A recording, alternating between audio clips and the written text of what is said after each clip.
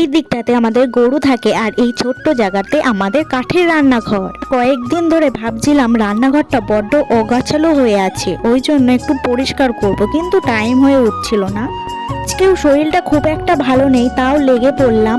কাঠটা শুধু মাটিতে রাখাতে ঘুম ধরে যাচ্ছিল আর রস টেনে না ভিজে গেছে, জন্য এই পিঁড়েটা পেতে দিলাম আর এর ওপরে শুকনো কাঠগুলো রেখে দিলাম আর ওই সাইডে গোবর লাঠিগুলো ভেঙে রেখে দিয়েছি। আর এই বস্তাগুলোতে সবই হচ্ছে ঘুটে, কিছুটা ভিজে ঘুটে আছে, শুকনো ঘুটে আছে, কারণ কদিন ধরে তো বৃষ্টি চলছে, ওই জন্য ভালোভাবে শুকাতে পারছি না। তাই ওকে এই দিকের কাজ আমার মিটে গেছে। আমি এখন উনুন পাটটা নিকিয়ে নিচ্ছি, নিয়ে এবার পুরো উনুন পাটটাই আমি নিকিয়ে নেব।